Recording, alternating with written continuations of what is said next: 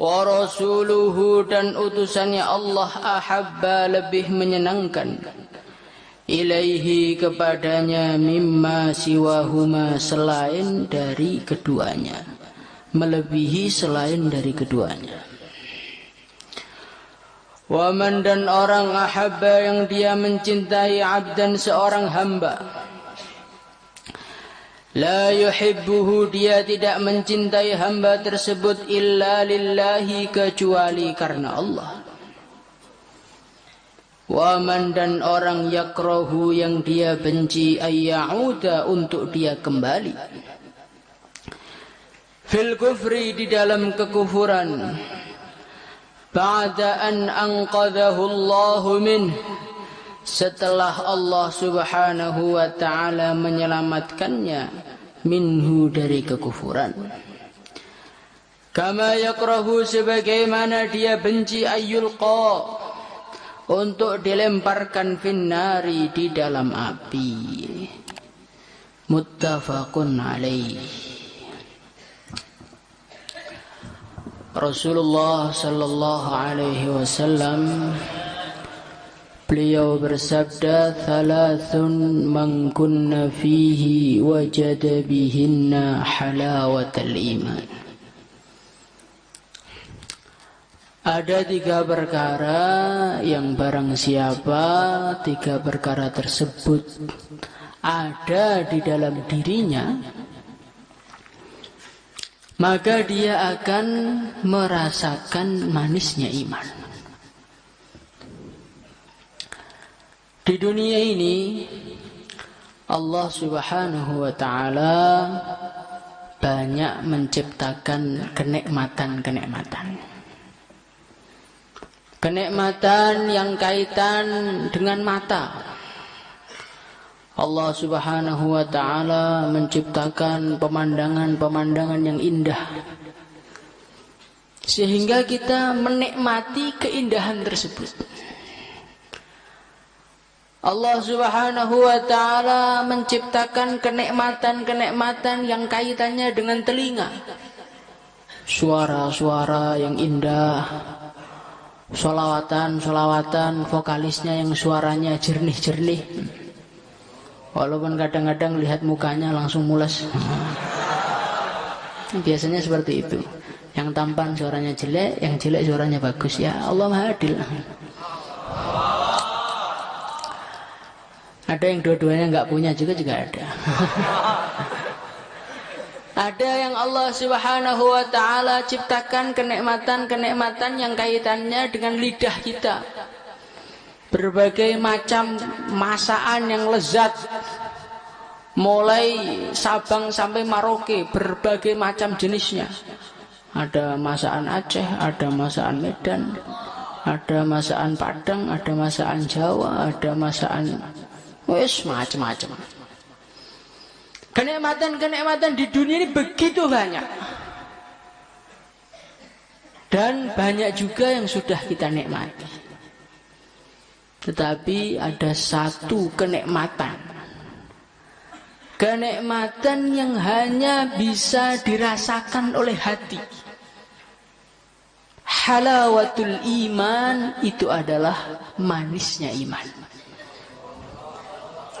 Manisnya iman ini tidak bisa dirasakan oleh mata. Kalau manisnya orang dirasakan oleh mata bisa. Kenapa ngerasa kamu enggak belas? Manisnya makanan bisa dirasakan oleh lidah. Tetapi kalau manisnya iman ini dirasakan oleh hati seorang manusia.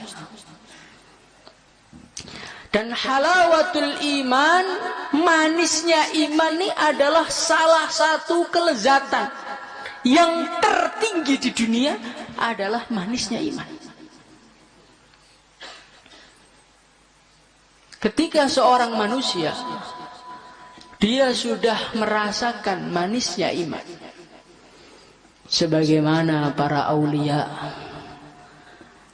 orang-orang yang muqarrab kepada Allah subhanahu wa ta'ala, mereka adalah orang-orang yang telah merasakan lezatnya, manisnya iman. Ketika rasa manis itu sudah dia dapatkan, maka dia sudah tidak peduli dengan kelezatan-kelezatan yang ada di dunia ini. Bahkan bukan itu saja, kesakitan-kesakitan yang ada di dalam kehidupan dunia, dia sudah tidak mempedulikan lagi. Sebagaimana Sayyiduna Ali radhiyallahu anhu, beliau mengatakan kepada dunia, "Ghurri ghairi talaqtuki thalatha." Hai dunia, tipulah selain aku. Talaqtuki thalatha, aku sudah mentalak engkau dengan talak 3. Terus gak doyan lagi dengan dunia. Kenapa? Karena beliau telah menemukan kelezatan yang di atas kelezatannya dunia. Kelezatan dunia selezat apapun, keindahan dunia seindah apapun, tetap akhirnya kita bosan. Ya bang? Umpamanya kamu itu sebagai orang yang pecinta petualang, maka kamu senang pemandangan-pemandangan yang indah, hutan-hutan yang indah. Senang itu kan kalau lihat sekali 2 kali. Coba kamu hidup di hutan gitu, terus di hutan, akhirnya apa? Bosan. Seorang manusia setampan apapun, secantik apapun, menatap langsung terpesona. Tatapan pertama saja. Kedua berkurang, ketiga, 4, 5, 6, 7, 8, 9, 10. Maka di surga nanti itu orang itu setiap Jumat ganti muka. Karena manusia memang cepat bosan gitu. Semua keindahan-keindahan, kelezatan-kelezatan dunia, semua ini cepat sirna. Kita beli mobil, sewenang ketika mobilnya masih baru, sehari, 2 hari, 3 hari, maka kita sudah bosan. Itulah kelezatan dunia. Tetapi halawatul iman adalah manis yang tidak ada bosannya. Manis yang menjadikan semakin hari semakin kecanduan dengannya. Itulah halawatul iman. Ketika seorang manusia sudah merasakan lezatnya iman, baginda Nabi Muhammad sallallahu alaihi wasallam, beliau mengatakan kepada Allah, "Illam takun bika alayya ghadab fala ubali." Ya Allah, asalkan engkau tidak murka, walaupun manusia memperlakukanku seperti apapun juga, la ubali, aku tidak peduli. Itulah ketika manusia sudah merasakan halawatul iman. Maka kita sebagai orang-orang yang beragama, mari kita pelajari bagaimana caranya mendapatkan manisnya iman. Insyaallah ya. Jangan kita sebagai ahli agama, sebagai orang yang kenal kepada Allah Subhanahu wa taala, sebagai orang yang katanya mau mewarisi warisannya baginda Nabi, tetapi kelezatannya masih seperti orang ahli dunia. Mau kemana Kang? Jalan-jalan dulu refreshing, pusing ya? Lihat kitab terus stres ya. Pengen ke itu matahari, pengen ke Sun City, pengen ke Eropa, pengen ke Jepang. Anda Muslim, kenapa selera Anda, kelezatan Anda masih sama dengan orang yang tak beragama? Apa gunanya ngaji bertahun-tahun? Maka kemarin ketika dengar berita santri nggak ada perpulangan, apa rasanya kalian? Bahagia, biasa aja atau sedih? Alah lah, jujur aja jadi orang. Mesti aktsaruhum, kebanyakan dari santri mesti sedih itu. Kenapa? Karena nggak bisa merasakan kelezatan dunia. Padahal kalau halawatul iman sudah kita dapatkan, kita sudah bahagia, kita sudah gembira, walaupun tidak pernah merasakan udara di kampung halaman kita. Thalathu man kunna fihi wajada bihinna halawatul iman. Ada 3 perkara kata Nabi, barang siapa yang dia memiliki 3 perkara tersebut, dia akan merasakan manisnya iman. Apa itu perkara? Ayyakunallahu wa rasuluhu ahabba ilaihi mimma siwahuma. Syarat yang pertama, seorang manusia kalau pengen merasakan manisnya iman, dia harus mencintai Allah dan Rasulnya melebihi segala-galanya. Cinta bukan hanya di dalam otak dan pikiran saja, tetapi cinta itu betul-betul sudah merasuk di dalam hati yang terdalam. Itu baru namanya cinta yang sebenarnya.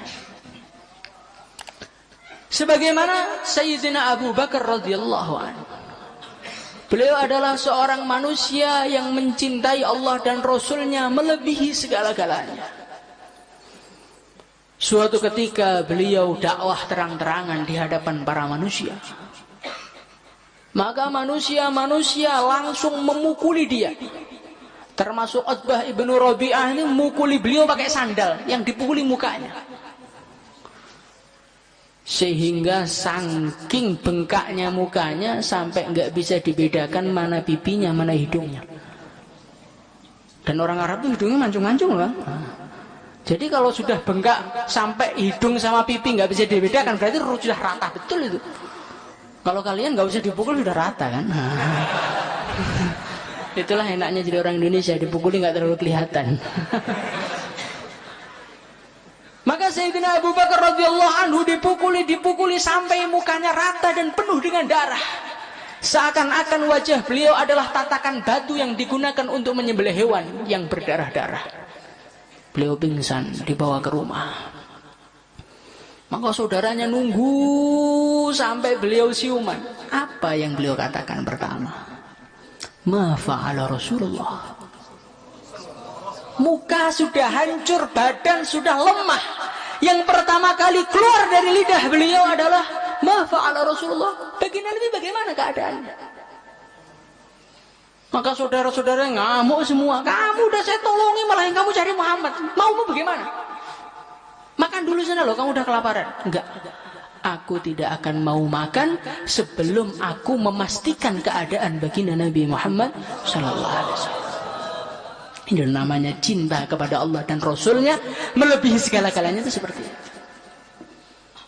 Suatu ketika ada seorang wanita, dia mencari-cari keadaan, mencari-cari berita keadaan Rasulullah sallallahu alaihi wasallam ketika Nabi pulang dari perang Uhud. Maka orang-orang mengabarkan kepada dia, "Hei fulanah, qad tuwfiya zawjuki, hei fulanah, sesungguhnya suamimu telah mati di jalan Allah." Dia enggak peduli bagaimana keadaan Rasulullah. "Hei fulan, saudara laki-lakimu meninggal dunia di jalan Allah." Dia tidak jawab bagaimana Rasulullah. "Hei fulan, itu anak laki-lakimu meninggal dunia di jalan Allah." Dia tidak peduli bagaimana keadaan Rasulullah sallallahu alaihi wasallam. Akhirnya dikasih tahu kepada dia, "Hai fulanah, sesungguhnya Rasulullah sallallahu alaihi wasallam salihun salim." Rasulullah sallallahu alaihi wasallam dalam keadaan sehat walafiat. Maka beliau datang kepada Nabi dan beliau mengatakan, "Kullu musibatin ba'daka ya Rasulullah jalal." Hai baginda Nabi, semua musibah asalkan itu bukan engkau, jalal, semua kecil. Itulah namanya cinta kepada Allah dan Rasulnya melebihi segalanya. Maka sekarang kita lihat hati kita masing-masing. Cintamu kepada siapa? Cintamu kepada siapa hari ini? Saya cinta kepada Allah dan Rasulnya, Pak, melebihi segala-galanya. Oke, silahkan Anda mengaku, tapi setiap cinta pasti ada buktinya.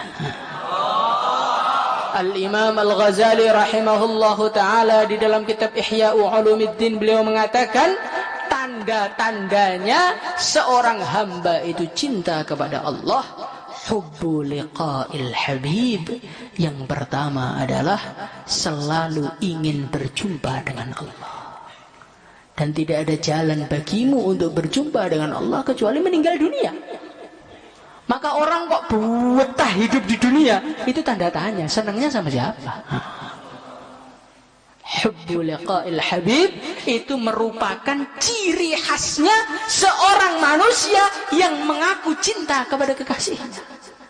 Ketika seorang manusia dia sedang jatuh cinta kepada seorang manusia yang lain. Umpamanya kamu tuh mau nikah Syawal gitu. Itu detik demi detik itu rasanya kayak 1 jam, 2 jam. Sehari kayak setahun. Sebulan kayak 100 tahun gitu. Karena hubbu liqa'il habib, namanya hati ketika sudah condong kepada suatu perkara, maka selalu dan selalu dia merindu kepada yang dicintainya. Maka kalau kita mengaku cinta kepada Allah, kita harus senang mati, insyaallah. Kemudian tanda yang kedua, ayyakuna mu'athiran ma ahabbahu Allah Ta'ala ala ma yuhibbu. Tandanya seorang manusia itu cinta kepada Allah. Dia selalu mengutamakan yang dicintai Allah melebihi yang dia cintai. Itu tandanya orang cinta itu seperti itu. Lebih mementingkan apa yang disukai kekasihnya melebihi apa yang dia cintai sendiri. Seorang penyair dia mengatakan uhibbu wisalahu wa yuridu hajri. Uridu wisalahu wa yuridu hajri fa atruku ma uhibbu lima yuhibbu. Aku ini pengen berdekatan dengan kekasihku. Aku ingin menyambung hubungan dengan orang yang kucintai. Wa yuridu hajri. Tapi sayangnya dia nggak pengen jumpa dengan aku. Istilahnya kalau sekarang cinta bertepuk sebelah tangan. Nah. Maka orang cinta yang sebenarnya itu bagaimana? Fa'atruku ma uridu lima yuridu. Maka aku tinggalkan dia. Aku tidak pernah membicarakan dia. Aku menjauh dari dia. Demi apa? Demi menyenangkan dia. Saya itu cinta, tapi dia nggak senang kamu datangi terus. Lamar udah ditolak, datangi lagi. Oh, itu berarti kamu itu sebetulnya nggak cinta kepada dia, cinta pada dirimu sendiri. Karena orang yang cinta yang sebenarnya adalah rela meninggalkan apa yang dia cintai demi menyenangkan orang yang dia cintai. Kemudian yang ketiga, ayyakuna mustahdiran bi dzikrillah. Tandanya seorang manusia, dia ini cinta kepada Allah. Dia ini cinta kepada Rasulullah sallallahu alaihi wasallam. Maka lidahnya tidak akan pernah bosan. Lidahnya tidak akan pernah kering dari menyebut Allah dan menyebut Rasulnya. Innal abda idza ahabba syai'an aktsara dzikrah. Sudah menjadi peraturan dalam dunia cinta. Barang siapa yang cinta, maka dia akan memperbanyak menyebutkan kekasihnya. Jadi kita ini kalau ngaku cinta Allah nggak pernah zikir, palsu itu. Itu zaman dulu ada Maulana Yunus namanya. Beliau bayan. Beliau bercerita Amerika ini makhluk, Eropa makhluk, Rusia makhluk, jangan takut sama makhluk, pokoknya makhluk semua. Selesai bayan tuh wempeleng sama Syekh Abdul Wahab. Kamu itu loh ngomong Amerika makhluk itu menunjukkan kamu itu masih ada pengagungan kepada Amerika. Kalau tidak kamu tidak akan menyebutkan. Sudah definisi manusia itu kalau cinta dia selalu akan menyebutkan. Walaupun menyebutkan itu dengan bentuk mencaci, itu hanya tipuan belaka. Sebetulnya cinta cuman pura-pura saja biar nggak diketahui temannya. Maka orang tuh kalau digunjing orang, dijelek-jelekan, fulan bin fulan, katanya fulana, ini kamu begini, katanya ini kamu begini. Kok yang nyebutkan nama kamu, jelek kamu kok orang itu terus? Perlu dicurigai itu. Jangan-jangan sebetulnya cinta tapi gengsi mengutarakannya. Kemudian yang ketiga, ayyakuna unsuhu bil khulwah. Tandanya orang itu cinta kepada Allah Subhanahu wa taala adalah ketenangannya kalau dia itu menyendiri untuk bermunajat kepada Allah. Malam hari temannya tidur nyenyak, malam hari temannya menikmati alas tidurnya. Kita tatajafa junubuhum 'anil madaji'. Kita memisahkan punggung kita, lambung kita dari tempat tidur kita. Yad'una rabbahum khaufan wa tama'a. Dia doa kepada Allah dalam keadaan takut dan berharap kepada Allah. Ini namanya orang cinta. Ungsuhu bil khulwah. Kelezatannya adalah ketika bersepi-sepi dengan Allah. Itu tandanya orang cinta. Sebagaimana dikatakan Qais, dia mengatakan, tazawwadtu bitaklimi sa'ah. Suatu malam aku begitu rindu dengan Laila. Maka aku pengen ngobrol sepatah dua patah untuk mengobati rinduku. Fama zada illa di'fa ma bi kalamuha. Ketika aku berjumpa, dia ngomong satu kata, malah semakin menjadi-jadi rinduku kepada dia. Begitu kalau orang itu senang sama Allah, senang kepada Rasulullah, itu ngaji itu nggak ada bosannya. Menyebut nama Allah nggak ada bosannya. Zikir pada Allah nggak ada bosannya. Bersepi-sepi pada Allah itu semakin malam semakin lezat. Bagaimana kita belajar seperti ini? Insyaallah ya. Ayyakuna fi hubbihi khaifa. Tanda yang selanjutnya orang itu kalau cinta kepada Allah, dengan sebenarnya cintanya itu diselimuti dengan ketakutan. Kalau orang cinta tidak diselimuti dengan ketakutan, itu namanya cintanya cinta palsu. Kayak orang tuh kalau cinta sekali sama istrinya, itu pulang terlambat takut, ngomong salah dikit takut. Karena apa? Takut dimurkai. Begitu juga kalau seorang manusia itu cinta kepada Allah, semakin cinta semakin takut kepada Allah. Kemudian yang terakhir, kitmanul hubb. Tandanya seorang manusia cinta kepada Allah adalah kalau dia menyembunyikan hubungannya dengan Allah. Dia tidak pernah mengaku di hadapan manusia, "Hei, aku ini wali, aku ini orang cinta pada Allah." Al-hubbu as-sirru bainal habibi wa mahbubi. Cinta itu adalah rahasia antara kekasih dengan yang dikasihi.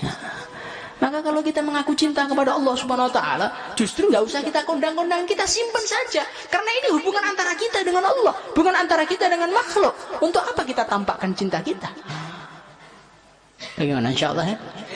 Wa ayyuhibbal 'abda la yuhibbuhu illa lillah.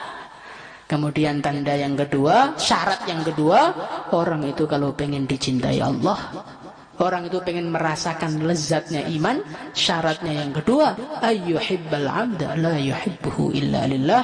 Dia tidak mencintai seorang hamba kecuali alasannya cuma karena Allah saja. Kita mencintai seseorang karena di dalam diri orang tersebut ada sesuatu yang dicintai oleh Allah. Itu namanya cinta karena Allah, seperti itu. Di dalam diri dia ada ilmu warisannya Nabi. Allah cinta kepada warisan Nabi, saya cintai dia. Di dalam diri dia ada akhlak yang dicintai oleh Allah, saya cintai dia. Di dalam hatinya ada iman yang dicintai oleh Allah, saya mencintai dia. Maka orang kalau memandang seorang manusia dari segi di dalam diri orang tersebut ada yang dicintai Allah atau tidak, maka tidak ada seorang iman pun yang dia benci di dunia. Orang iman tuh sejelek-jeleknya, mulai lahir sampai mati nggak pernah sholat, maksiat terus, tapi ada iman kepada Allah Subhanahu wa taala. Allah cinta apa enggak? Allah cinta apa enggak? Kalau Allah tidak cinta, tidak akan mungkin dia dikeluarkan dari neraka. Dalam satu hadis Rasulullah SAW beliau bersabda, nanti di akhirat Allah berfirman, akhriju minan nar man kana fi qalbihi mithqalu dzarrah min khair min iman. Keluarkan dari neraka manusia-manusia yang di dalam hatinya ada sebiji dzarrah dari iman kecil, tapi ada iman, sama Allah dikeluarkan dari neraka. Maka sekarang apa alasan Anda membenci orang iman? Allah lo cinta kepada dia, Allah lo cinta kepada dia. Loh, dia menyakiti saya, Pak. Dia menghina saya, Pak. Dia membuka keburukan saya. Itu tidak penting. Kemaksiatan harus dibenci. Tetapi di dalam hati dia ada iman, kita harus cinta. Bencilah kemaksiatannya, cintailah orangnya. Dan ini kadang-kadang kita ini nggak paham urusan ini. Kalau sudah benci sama kelakuan orang, sak orang-orangnya, kalau perlu sak bapaknya, sak ibunya, sak saudaranya, sak cindilnya kita benci semua. Oh ini nggak mungkin ahli maksiat kecuali bapaknya maksiat, nggak mungkin ahli maksiat kecuali mbahnya maksiat. Terus saja, teruskan sampai Nabi Adam sekalian. Ini ilmu apa ini? Apakah bisa Pak kita mencintai seorang sekaligus membenci? Bisa. ketika seorang ayah melihat anaknya nakal, maka dia membenci kelakuan anaknya, tapi dia cinta kepada anaknya sebagai status sebagai anak. Sehingga kalau ada orang menghina anaknya, dia nggak terima. Begitu juga kalau kita memandang orang iman, sejelek apapun, bencilah keburukannya, tapi ingat di dalam hati dia ada iman, dan Allah tidak akan memberikan iman kepada orang dibenci oleh Allah. Kita harus cinta kepada dia. Bagaimana, insyaallah ya? La yuhibbal abda la yuhibbuhu illa lillah. Syaratnya kita menjadi orang yang merasakan manisnya iman, harus senang sama orang yang disenangi oleh Allah.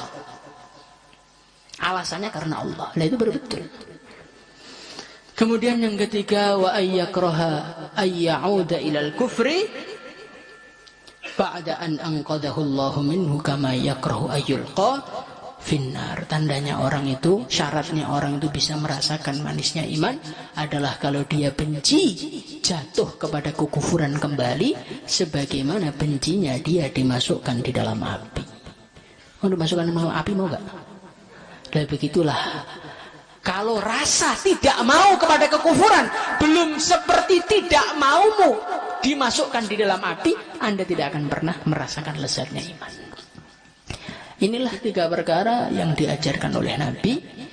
Teorinya sudah jelas, maka kita tinggal belajar mewujudkan dan mengamalkan dalam kehidupan kita. Insyaallah ya. Kita usaha, dan usaha yang terbesar adalah kalau kita doa kepada Allah. Karena iman itu anugerah dari siapa? Dari Allah. Rasa cinta juga anugerah. Rasa benci kepada kekufuran juga anugerah. Kalau Allah Subhanahu wa ta'ala tidak memasukkan rasa cinta kepada Allah dalam hati kita, ya kita tidak akan bisa cinta kepada Allah. Maka ada seorang, dia ini doa, ya Allah, demi cintamu kepadaku, aku berharap engkau mengabulkan permintaanku.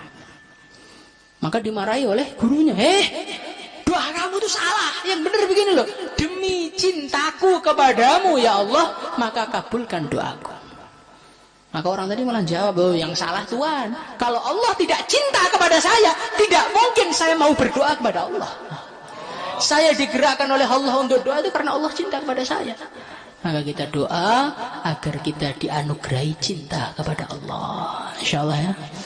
Salatullah salam